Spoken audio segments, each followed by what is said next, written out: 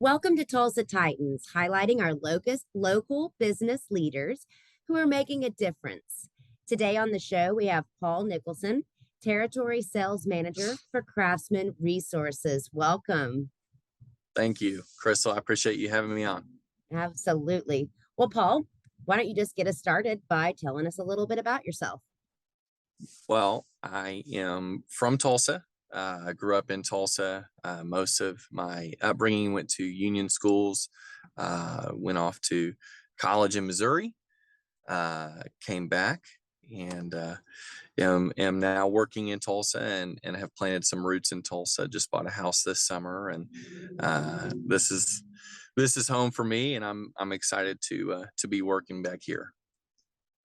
Wonderful. So you mentioned going to college. Are you working in the field that you went to school for? That's a Uh, question. Yes. Yeah. uh, Business and marketing, Mm, sales is an aspect of marketing. So yes, I would say that indirectly I am working in the field that I went to school for. absolutely. Those are incredibly important areas if you're going to be working, especially in a business to business manner. Yeah.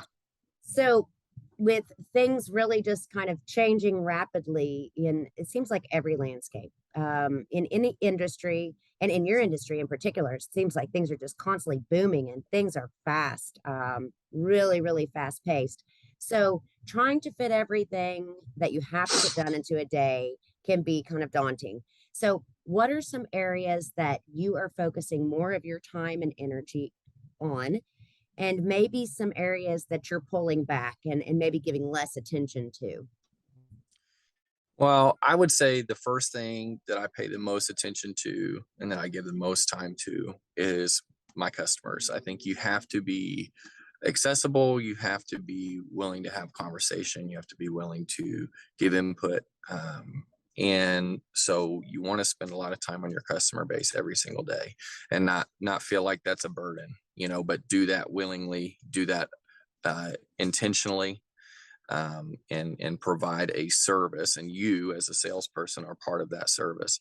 And then some things that I've pulled back from, I think, are just the extracurriculars. I don't spend any time on social media. Don't spend any time on my phone during the day, and that's not because I'm trying to avoid people, but it's part of staying insulated and staying focused. And so those are things that I really try to limit, and I try to stay locked into what I'm doing and my purpose in every interaction. Oh, that's important. We all have to know where our areas are that we have to say, this is not contributing to my overall goals for the day. Right, And there is plenty of time for all that stuff later. And this is right, where my focus is needed. To know right, what you're good at and where you need to focus is so important. right. I agree. So, as a successful person, you must have some sort of habits that you feel kind of Yeah. set you up for your day, or maybe your week, or maybe your month a little bit better. So, what are some habits that you have that make you feel like you're more effective when you achieve them?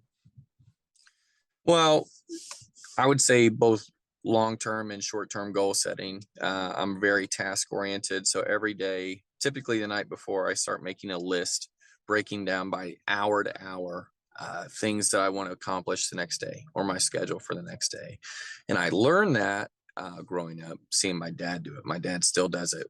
And he does it on notebook paper. And so I'd find pieces of paper laying around the house with hour by hour, things that my dad wanted to get done.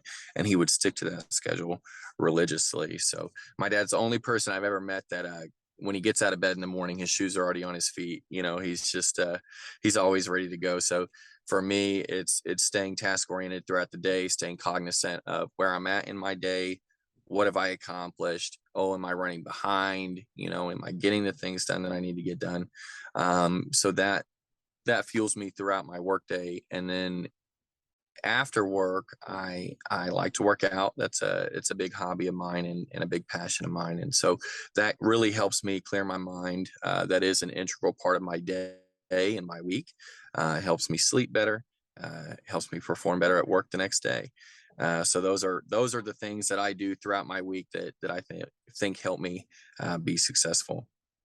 I love that. I love that your idea about success is that you are prepared, you have Yeah, a plan, and you stick to that plan because it's so nice to start out the workday already knowing what the plan is because there are yeah, going to be other curveballs that come in there right throughout the day.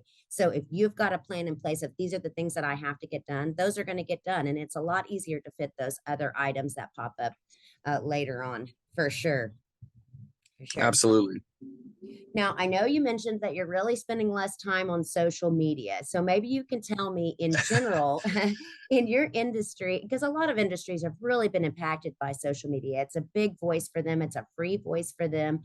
So I'm curious, if not you, in your industry, or maybe even within your company, is social media something that is used often? Absolutely. So, I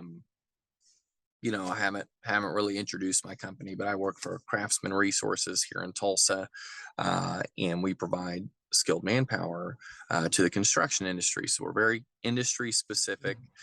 We are very good at what we do. We consider ourselves the industry leader in what we do, and so we do maintain a presence on social media, both for our customer base as well as for employee base. And so we want to connect and we want to make connections. And so I would tell you that that plays a big part in what we do. And it is a very useful tool in connecting with all of the individuals that we need to connect with on a daily basis. I would say social media is really, universalized that connectivity and, made the world flat, Mhm. essentially. And so we're able to really get the message out about our company and show people that it's a great place to work and a great company to work with. I agree, and I like how you said it's just made the world flat because I see it in the same way. It's really given every company at least somewhat of an equal opportunity to get out there and be heard about what it is that they Yes. do and how much effort and time they want to put into it is up to them. But it's no longer the you have to go spend thousands of dollars to record a commercial when you can video what's going on in your establishment right now and say this is what we do. Yeah, Right. love it. Absolutely. Now, I wish that everything turned really quickly. I wish that whenever I walked in the door to every client, they were saying, "We've been waiting for you," but they don't do that. All the time, it doesn't happen every day.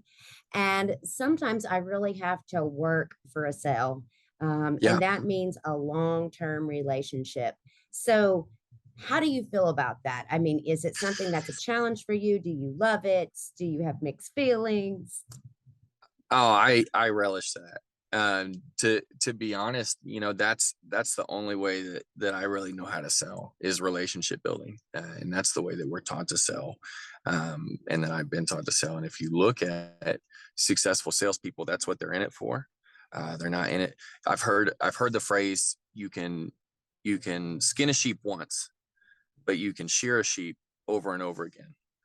So if you want to create long-term relationship, long-term business relationship, long-term sales, long-term profitability, then you build that relationship and you're not going to one call close every customer. You're not going to walk in and just get an order or sell your product just off of hello, what do you need, you know and so you have to be willing to be patient. You have to be willing to get to know that individual, learn that individual, see what they actually need, and really care about what they actually need. Right? You're not something that my boss tells me all the time, and something that we've discussed in the ethics of selling is do it for them, Yeah, not to them. yeah. And so you have to be cognizant of that. And so if you're really knowing what they need and taking care of their need, that's something that typically comes out over time.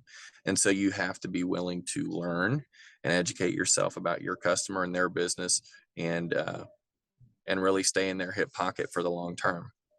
That's some great advice. I really like that.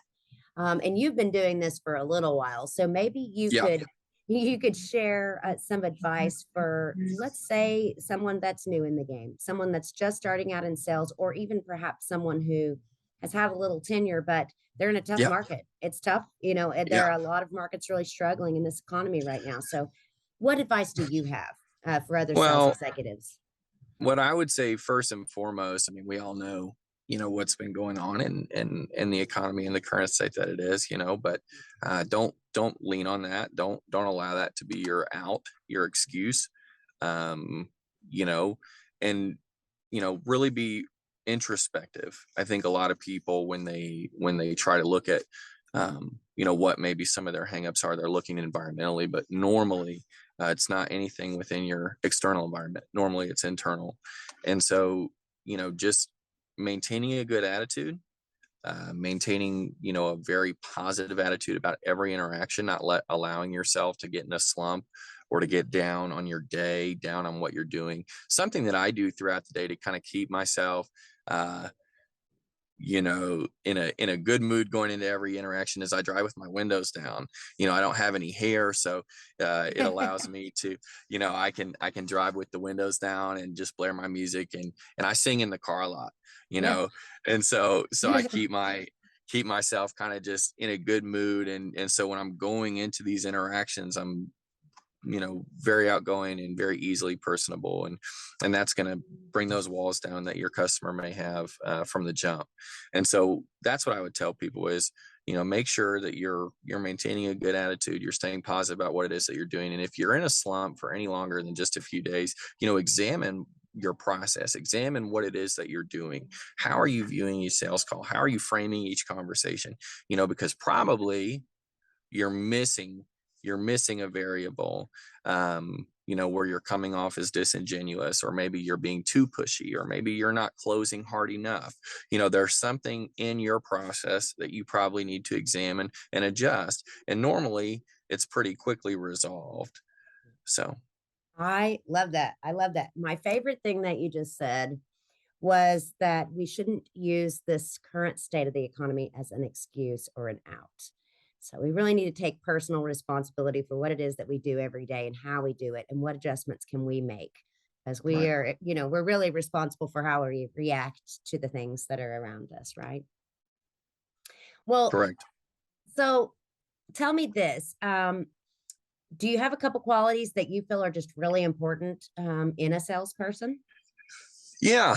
I was in a sales training recently through Craftsmen. We took a sales training as a group, and there was a poll that was done, and people were asked what they thought when they heard the term salesperson. And one of the Mm, words that came up was smarmy, or like slimy. yep. And I didn't know what that meant, so I had to Google it. So I Googled smarmy, and what it means is disingenuous.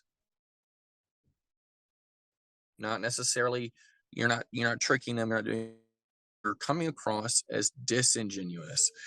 And that really stuck with me. And I think that part of what has helped me be successful, and part of what I would look for in a salesperson in order for them to be successful, is someone who is genuine, someone who has, an aptitude for relationship building, and just being very caring and very intentional. Not someone who's just looking to make a sale. Mhm. A lot of people can recite a pitch. A lot of people can put on a fake smile. A lot of people can walk in your door over and over and over again, but that's not going to make a successful salesperson. Right. You have to be genuine. You have to be caring. You have to really believe in the product that you sell, and believe in the benefit that it provides your customer. Absolutely. Great advice. Great advice. Well, Paul, if anybody wants to get in contact with you, is there a preferred way for them to reach out to you? Absolutely. So I am on LinkedIn. You can also find Craftsman Resources on LinkedIn. We'd love to connect with you. If you want to email me, email is Nicholson at craftsmanresources.com. And then my phone number, give me a call, shoot me a text, 918-728-5061. Wonderful. Well, everyone, thanks again. This is Crystal Horton, account executive at New Wave Solutions. Paul Nicholson, territory sales manager with Craftsman Resources. So glad to have you on. Thanks, Crystal. I appreciate it.